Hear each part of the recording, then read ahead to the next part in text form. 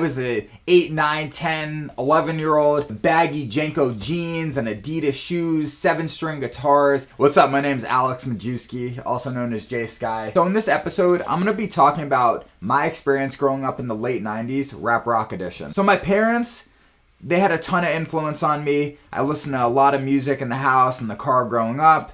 Bands like Van Halen, Fleetwood Mac, The Grateful Dead, who I was never such a big fan of. But in the late 90s, a lot of different things were happening to the world, to the US, and there was a mix of cultures. So there were people coming from the hip-hop side of things, and there were people coming from the rap side of things and merging together. For example, artists like Ice-T, gangster rapper from Los Angeles, and he was obviously very inspired by metal music, and he had a group called Body Count. Body Count, the metal band of rapper Ice-T, has become much more than a genre-leaping curiosity. With a top 40 debut album featuring the single There Goes the Neighborhood, Body Count is a formidable new rock act. Yet with songs about crime, racism, police, and sex, Ice-T's message and manner have remained the same. That is a group that I would say is an early pioneer of the rap rock genre. A lot of my hardcore homeboys like, I like this. I never really was into rock. But that's not the attempt. The attempt is not to bring any fans from anywhere else. The attempt is just to play the music and let the chips fall where they may. My main job is actually working as a sound mixer for TV films, commercials, productions, things like that. And I've actually had the privilege of working with Ice-T. Growing up, I would watch a ton of interviews on VH1 and MTV of Ice-T talking about how it was in the game and how his life was and all kinds of cool stuff. So to actually be able to sit there for hours and the whole day, trailing him around, doing the interviews, lobbing him up with the mic and the boom, was a really great experience, and I feel really privileged to have been able to do that. So, Ice, if you're ever watching this, great meeting you. Early on in my life, I got into hip-hop. When I was like 5 years old, the age might be a little off. When I was younger, like 6, 7 years old, my babysitter named Morgan, my mom would leave us. He was like, I don't know, 17, 18 years old. He would do this for Psycash. He would wrestle with me and do like the fucking wrestling moves where you do like the leg locks, and he was probably smoking a joint, and then we'd watch Beavis and Butthead and music videos and all kinds of stuff, eating Rice Krispie treats from Costco, like full boxes, high C. It was just like a blast. And I just thought he was the coolest dude ever. He gave me my first cassette single. It was like an B-side tape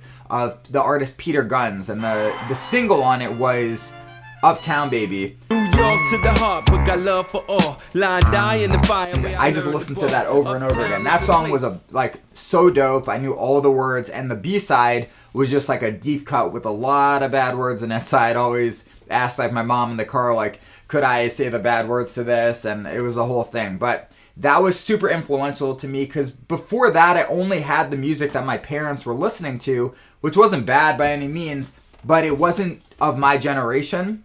So I'm like immersed in hip hop. It just really speaks to me. Shortly after, I'm finding out about groups like Limp Bizkit. Obviously, I just dressed up as Fred Durst for Halloween. I did that back in like 98 or 99 also. I was living in New York at the time, shortly after me and my mother moved to Florida, where it opened a lot of doors to just different styles of music. My parents were split up, so she would have boyfriends when things wouldn't work out, which they usually wouldn't. They would like leave their the CD books, if you remember those. It's like a big black zip up thing, and it would be full of like plastic jackets with just loose CDs in there. So I would always adopt new ones of those, and I would get lucky and get all kinds of cool stuff from just different artists, different styles, and it was the dopest. Yeah, so one thing that I remember growing up doing, like, and this goes back to like 1995, before I really like had my own opinion about music, before I got those cassettes, was a station called The Box. The Box. Any video, anytime. Music television, you control.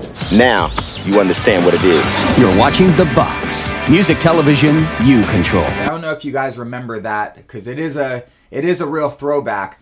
I believe MTV2 probably bought that channel, so it was just like a box on my old shitty fishbowl TV. There would be a music video in the middle of it, and on the right-hand side would be like 3 other videos that you would see with percentiles, and I guess people would call in The Box. It's easy to use. Check out the main music menu at the bottom of your TV. Grab your phone and call the Box 900 number. Pick your favorite video and punch in the 3-digit Box selection number. That's right. Or like beeper in, because there was no texting, and they would vote as to which video was going to come on next. That's like where I ever heard Tupac for the first time, and like the Changes video came on, and it was that whole montage of him running around and like just being crazy and reckless, and that was just such a huge thing for me, because like besides that, I was like watching Rocky on repeat, and probably Grease and stuff like that, so I was very influenced by what I was seeing, and to have something like The Box right there all the time was crazy for me. My parents liked kind of like hippie music, my dad liked rock music. I liked rock, and just from my babysitter and The Box and introducing hip-hop to me, when the rap-rock mix really came to the forefront with bands like Limp Bizkit, it was just nuts. There were shows like TRL with Carson Daly. We had Spring Break, where it would just be all the college kids would go to like Cancun, Mexico, and they would do nuts stuff, like they would be like guys and girls squished together making a burrito contest. And one of the biggest artists to come from that time would be Eminem, and it probably went for the whole world when Eminem popped on to TRL with the Hi My Name Is video, and he was in the boxes like he was the Brady Bunch looking at each other. It was insane. Like, he was a sick MC, but he brought something different to the table. It wasn't just like 80s rap. It wasn't 90s rap.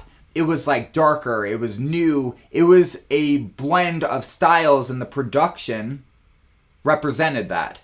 It represented this mix, this crossover that was just really beautiful. Eminem being at the forefront, probably one of the biggest artists, it was just really cool to see how people were mixing together. The day one pioneers of the genre would be Run DMC, Public Enemy. These were groups that would mix with other rock bands like Public Enemy and Anthrax. They did kind of a New York hardcore thrash band mixing with a political New York group. Just the style and the merges, they were just ahead of their time, because not only were they mixing styles and subgenres before that was even a thing, but they were kind of bringing groups of people together that normally wouldn't be. People that were from the suburbs, or people that were from the inner city that would never cross paths in previous generations, all of a sudden have common ground, and it's doing a lot. I believe that they were ahead of their time with this, whether it was consciously or subconsciously, but it really is a game changer just by creating equality. And yeah, just like meshing the genres together and making something beautiful. I just want to say, if there's any bands I left out of the video, it's not because I don't like them, it's just because there's so many to mention. So please leave a comment just mentioning some of those bands that you think that I should have brought up in this video. Maybe I'll make another one down the road. If you would hook me up with a subscription, follow me on Instagram. I'm JSky Production. I have music out. I'm on TikTok. I'm all over the place. This is like my first real video doing something like this, and I'm looking forward to doing more of them, getting better at making the videos. Talk to me in the comments. Hit me up on IG. We'll talk. Let me know some topics you want me to cover. This is one that really means a lot to me. And I'm Alex Majewski, also known as JSky. Peace and have a good day.